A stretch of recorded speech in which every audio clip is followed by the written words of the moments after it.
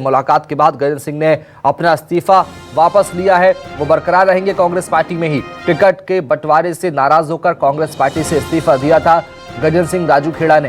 ये तस्वीर आप देख पा रहे हैं, कमलनाथ और गजेंद्र सिंह राजूखेड़ा की मुलाकात। धर्मपुरी और मनावर से टिकट की मांग कर रहे थे गजेंद्र सिंह, लेकिन ये डैमेज बहुत जल्दी कंट्रोल कर लिया कांग्रेस पार्टी ने। कमलनाथ से मुलाकात के बाद ये तस्वीर बिल्कुल साफ हो गई कि वो कांग्रेस पार्टी में ही रहेंगे।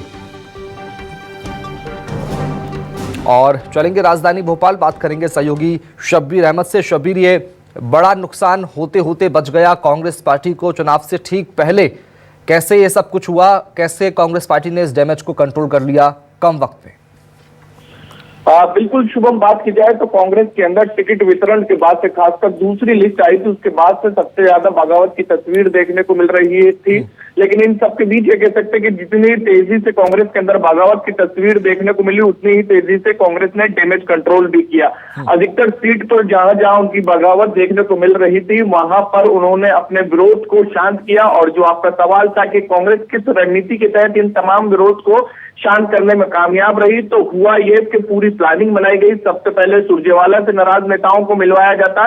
सुरजेवाला खुद फोन लगाते थे क्षेत्र में और उसके बाद भोपाल बुलाते थे। भोपाल बुलाने के बाद नाराज नेताओं से मुलाकात करते थे और उनकी नाराजगी दूर करने का प्रयास करते थे। इसके बाद फिर दिग्विजय सिंह से मिलाया जाता था और दिग्विजय सिंह और ये कह सकते हैं कि नाराजगी को दूर करते थे। फिर आखिर में कमलनाथ से मुलाकात करवाई जाती है पीसीसी चीफ से और उसके बाद तस्वीर जारी की जाती है कि अब कांग्रेस के अंदर ऑल इज वेल है।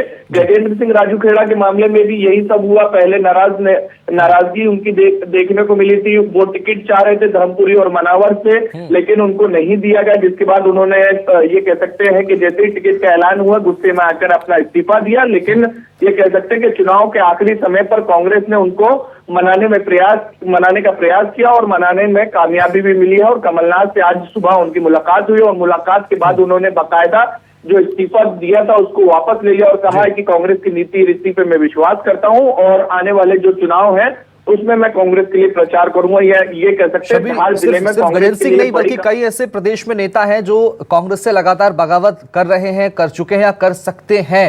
क्या उनके लिए भी कांग्रेस पार्टी के पास कोई खास प्लान है?